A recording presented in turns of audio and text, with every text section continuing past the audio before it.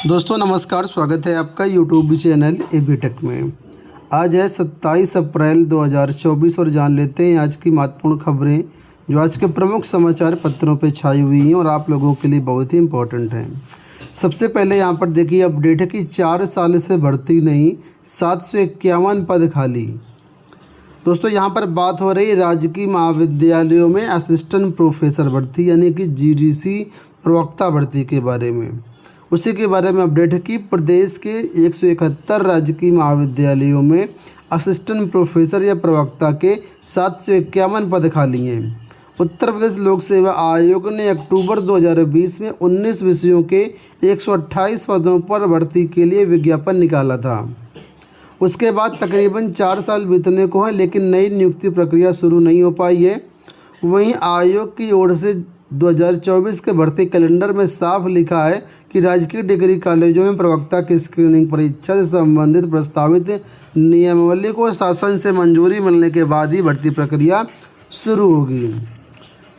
शिक्षा निदेशालय स्थित उच्च शिक्षा विभाग की ओर से 2 चरणों में 583 पदों का अध्याचन आयोग को भेजा जा चुका है। उच्च शिक्षा विभाग के आंकड़ों की माने तो वर्तमान में 2414 प्रवक्ता कार्यरत हैं और 751 पद खाली पड़े हैं। इसमें से 384 पदों का अध्याचन 2 साल पहले और 28 अप्रैल 2022 को ही आयोग को भेजा गया था। इसमें प्रवक्ता शारीरिक शिक्षा के 28 पद भी शामिल हैं। उसके बाद ऑनलाइन मोड में 198 पदों का अध्याचन मार्च को भेजा गया है। तो कुल मिलाकर के यहाँ पर बताया गया कि जो है 751 पद ऐसे हैं जो खाली हैं, लेकिन जो अध्याचन पहुंचा लोक सेवा आयोग के पास वो 583 पदों का पहुंच चुका है। लेकिन भर्ती कब आएगी यह भी स्पष्ट नहीं है, क्योंकि शासन से नियमावली मंजूरी का इंतज़ार है, उसके बाद ही ये भर्ती प्रक्रिया शुरू होगी। इसके अलावा दोस्तों आप लोग जानते हो कई समय पहले कई बार ये अपडेट आई है कि प्रवक्ता पुस्तकालय की भर्ती होगी। उसके बारे में भी बताया गया कि 13 साल से प्रवक्ता पुस्तकालय की भर्ती नहीं हुई है। ठीक है, तो राजकीय महाविद्यालयों में प्रवक्ता पुस्तकालय के पदों पर 13 साल पहले भर्ती हुई थी, तब से कोई भर्ती नहीं हुई। आखिरी भर्ती इसकी 2011 में हुई थी। लोक सेवा आयोग के द्वारा पुस्तकालय अध्यक्ष के पद पर भर्ती हुई थी। अब इसका नाम बदल दिया गया, पुस्तकालय प्रवक्ता पुस्तकालय कर दिया गया है। और 2 साल पहले उच्च शिक्षा विभाग को 106 रिक्त पदों की जानकारी मिली थी। आपको बता दें यहाँ पर राजकीय महाविद्यालयों में जो है समूह ग के 77 पद भी खाली हैं। ठीक है, और इसका भी आयोग जो मतलब अध्याचन है UPSSC को 3 जनवरी 2023 को भेजा गया था। तो अध्याचन तो पहुँच चुके हैं आयोगों के पास, लेकिन भर्तियाँ नहीं जारी हो पा रही हैं। दूसरी खबर देखते हैं। CBSE बोर्ड परीक्षा वर्ष में 2 बार होगी। शिक्षा मंत्रालय ने केंद्रीय माध्यमिक शिक्षा बोर्ड यानी CBSE से शैक्षणिक सत्र 2025-26 से, जो वर्तमान में सत्र चल रहा है 24-25 चल रहा है, अगले सत्र से साल में 2 बार बोर्ड परीक्षाएं कराने की तैयारी करने को कहा है। वहीं सूत्रों ने कहा कि सेमेस्टर प्रणाली शुरू करने की योजना को खारिज कर दिया गया है। यानी सेमेस्टर प्रणाली नहीं लागू होगी, लेकिन हाँ साल में 2 बार परीक्षा कराने जाने की तैयारी करने को शिक्षा मंत्रालय ने कहा है। सूत्रों ने कहा कि मंत्रालय और CBSE साल में 2 बार बोर्ड परीक्षा आयोजित करने के लिए अगले महीने स्कूलों के लिए प्रधानाध्यापकों के साथ चर्चा करेंगे। CBSE वर्तमान में इस बात पर काम कर रहा है कि स्नातक प्रवेश कार्यक्रम को प्रभावित किए बिना एक और बोर्ड परीक्षा को समायोजित करने के लिए अकादमिक कैलेंडर को कैसे तैयार किया जाएगा। तो 2025-26 से इसको लागू करने की बात कही जा रही है। अब काफ़ी कुछ फेरबदल करना होगा करिकुलम में, सिलेबस में, उसी अनुसार ही आगे ये चीज़ें हो पाएंगी। यहाँ पर देखिए अपडेट है कि हीट वेव के मद्देनज़र आज 11:30 बजे तक ही खोलेंगे परिषदीय विद्यालय। प्रदेश में परिषदीय व मान्यता प्राप्त विद्यालयों का समय 28 अप्रैल तक 7:30 बजे से 11:30 बजे तक कर दिया गया है। हालांकि 28 अप्रैल रविवार को पड़ रहा है, ऐसे में ये आदेश केवल 27 अप्रैल को ही प्रभावी होगा। 29 अप्रैल से पूर्व की भांति विद्यालय 7:30 बजे से दोपहर 1 बजे तक चलेंगे।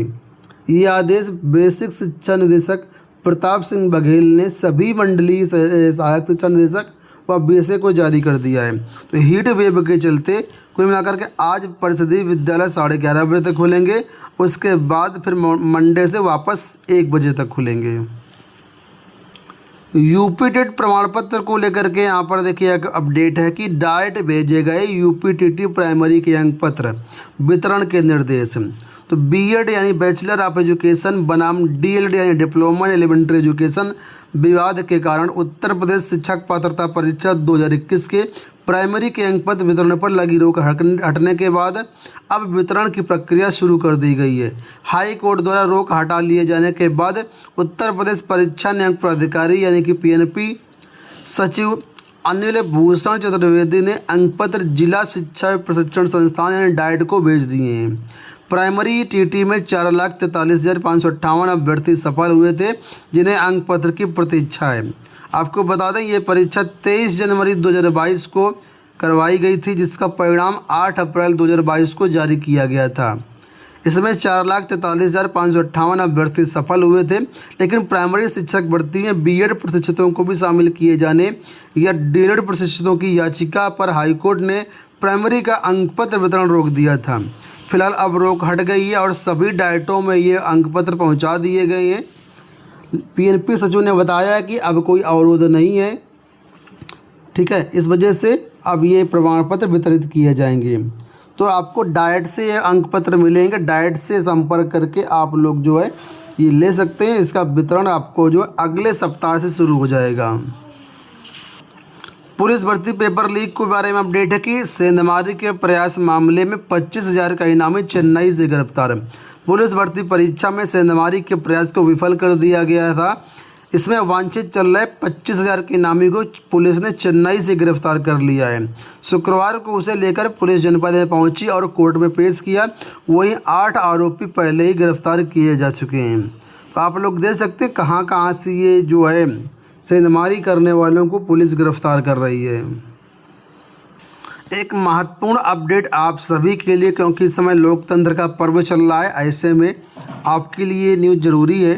देखिए, आप लोग जानते होंगे कि सुप्रीम कोर्ट में कई सारी याचिकाएं लगी थी, जिसमें से कुछ याचिकाएं थी जो बैलेट पेपर से चुनाव कराने को लेकर के थी, और कुछ याचिकाएं ऐसी भी थीं जिसमें कहा गया था कि ईवीएम से जो वोटिंग होती है उसमें ईवीएम की काउंटिंग और वीवीपैट की पर्चियों की काउंटिंग की जाए, यानी 100% मिलान किया जाए वीवीपैट का और ईवीएम के मतों का।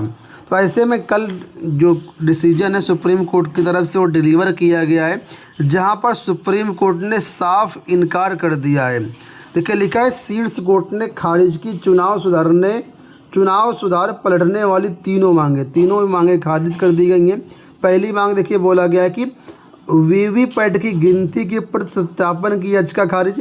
दूसरी यहाँ पर मांग थी मतपत्रों के जरिए चुनाव की मांग गलत व अनुचित है, यानी बैलेट पेपर से चुनाव कराए जाने की मांग की गई थी, उसको भी सुप्रीम कोर्ट ने साफ खारिज कर दिया है। और तीसरी मांग थी कि पर्चियों को भौतिक रूप में जमा करने की भी ज़रूरत नहीं, ये बताया गया है। मतलब फिजिकल सत्यापन करने की जरूरत, वेरिफिकेशन करने की ज़रूरत नहीं है। ईवीएम के वोटों व पर्चियों का 100% मिलान नहीं, मतपत्रों से नहीं होंगे चुनाव। तो जो मांगे थी विपक्ष की उनको खारिज कर दिया गया सुप्रीम कोर्ट की तरफ से। और अब यहाँ पर जो है आने वाले टाइम पर ईवीएम से ही मतदान होगा और वीवीपैट और ईवीएम की पर्चियों का मतलब उसका ईवीएम के मतपत्रों का मिलान भी 100% मिलान नहीं किया जाएगा। और इस पर जो है कोर्ट ने साफ कह दिया है कि ये चीज़ें नहीं हो पाएंगी। हालांकि चुनाव आयोग ने कहा है यहाँ पर कि अब किसी को जो है ईवीएम को लेकर के कोई भी शंका नहीं होनी चाहिए। भविष्य में जो भी सुधार होंगे वो चुनाव आयोग की तरफ से हम लोग करते रहेंगे, ऐसी जानकारी दी गई है यहाँ पर। दोस्तों उम्मीद करें वीडियो आपको पसंद आया होगा। इस वीडियो में इतना ही, धन्यवाद।